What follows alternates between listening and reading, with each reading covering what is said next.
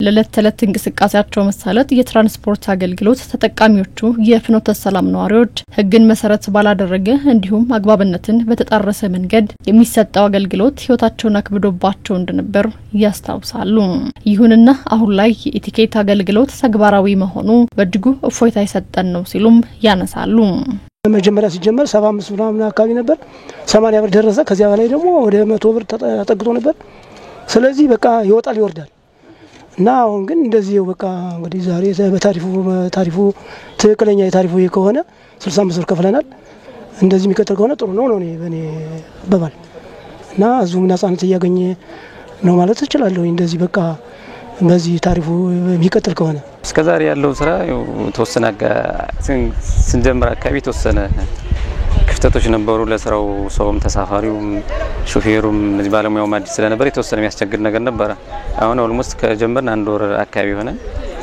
አሁን ያለው እየተስተካከለ እየመጣ ነው። በፊት ላይ ቲኬት ሳይቆርጥ 250 ብር ነበር የሚከፍል።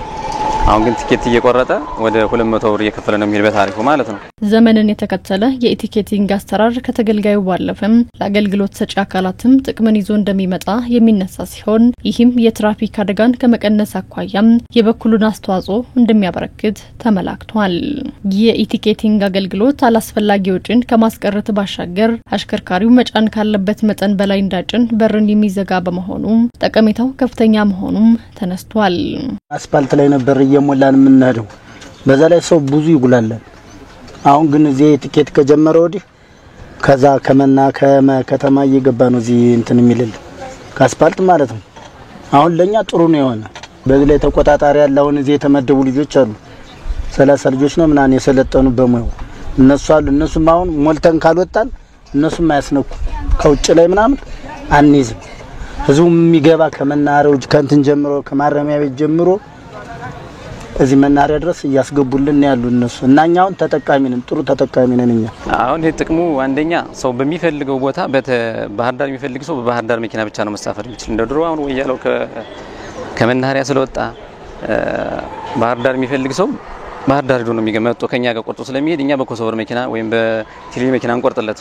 በተደራሽ ባህር ዳር ከሆነ በባህር ዳር በሚፈልገው ሰዓትና እዛው ከመናሪያ ነው ሊደርስ የሚችለው።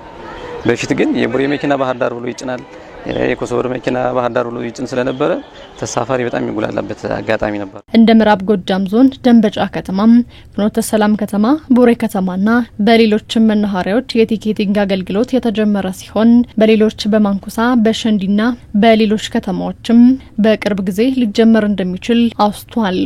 ህብረተሰቡ መሳተፍ አለበት። ይሄንን አንደኛ ላለመሳፈር ኖ ማለት አለበት። ራሱን ጨምሮ ሰውን የሚጠብቅ ህይወቱን ነው የሚጠብቅ። ስለዚህ አንደኛ ህብረተሰቡ ኖ ማለት መልመድ አለበት። ሁለተኛ ደግሞ ጥቆማ መስጠትም ያስፈልጋል። ለህግን ትራንስፖርት ህግን ከሚያስከብሩ አንፃር ጥቆማ መስጠት ያስፈልጋል። በዛ መንገድ አሁን ባለን ነባራዊ ሁኔታ ይሄንን በዞናችን ውስጥ ኦልሞስት ወደ 4 መናሪያዎች ላይ ስራ ተጀምሯል። ደንበጫ በዚህ ውስጥ ነው ያለው፣ ጅጋ በዚህ ውስጥ ነው ያለው፣